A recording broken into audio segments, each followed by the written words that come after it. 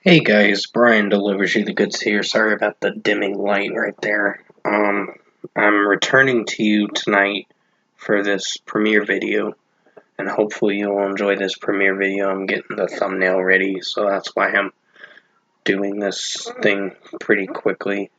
Just getting it done. So this is for the Wednesday Versus video for Season 4, Episode 14. So we are getting close to being done with Season 4 of Wednesday versus videos. I think the last one's going to be on the 25th of June. So hopefully you'll enjoy that. But this is for Avatar versus Hollywood Undead, the band Avatar. Not the movies, not the TV show.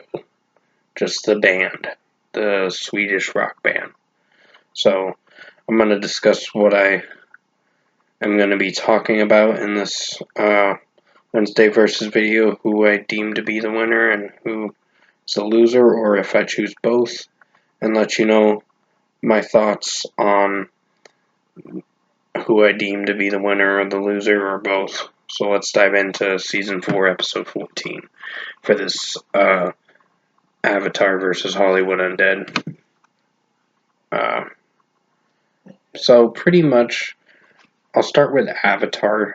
So basically with Avatar, I've gotten to know their music quite a bit more. I mean, not everything I listen to from them. Like, I think with their first album, well, pretty much I did listen to most of their music. They're a good Swedish metal band that I really enjoyed. Johannes's vocals are pretty strong. As you get into the later years of Avatar, you start to get more familiar with what they're going for with their sound. They're mostly a heavy metal band, then they do screamo off the bat from time to time, but it still sounds strong from what I've listened to. But overall, Avatar is a contender for possibly being the winner.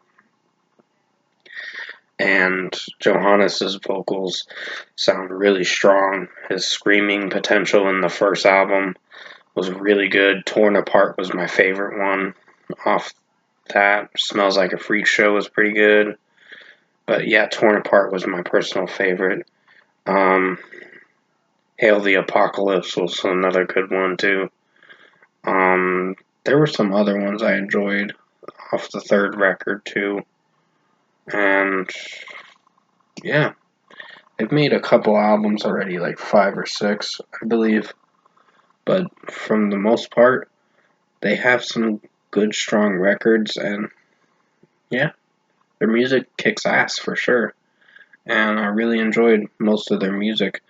Um, Black Waltz, I think, was the first album's name. It was something with that. But other than that, from what I listened to with Avatar, they got great music. The guitar riffs are pretty strong with their material and execution wise. Avatar Country was another good one. And then there was some other songs that I personally enjoyed. But I can't remember most of them. I gotta go back and listen to their discography. But overall, they got a strong discography, and it's a band worth checking out. Now to talk about the next band, Hollywood Undead.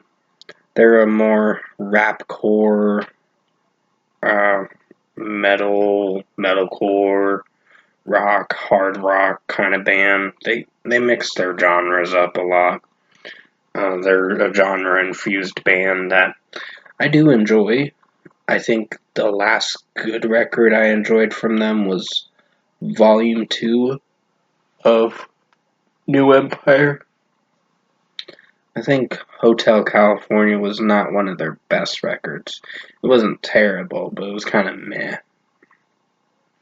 It was just a hit or miss record that I just couldn't get on board with. Because they had songs that were kind of on the fence with me. And just Chaos was their best song on the record. And on the Hotel California.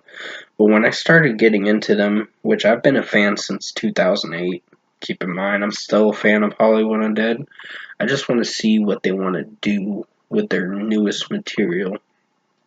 The only disappointing thing I could not find on CD was the Psalm CD for the EP. That should have had a CD format for that release. That would have been nice. But no, you gotta kind of rip the songs and burn a disc to have burn songs onto a disc to be able to add those songs onto that disc. But other than that, from what I've listened to with Hollywood Undead, I think Been to Hell's a good track. Undead is one of their best, even though Deuce was part of the band at the time, which they kind of let him go due to some allegations or some shit that was going on with him. I don't know. It was a long history list of, oh, well, he did this kind of shit. So a lot of drama in that scene. But then they got Danny for the rest of the way, and Danny has good vocals, for sure.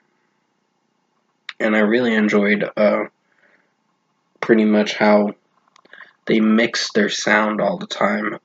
Glory was my favorite song.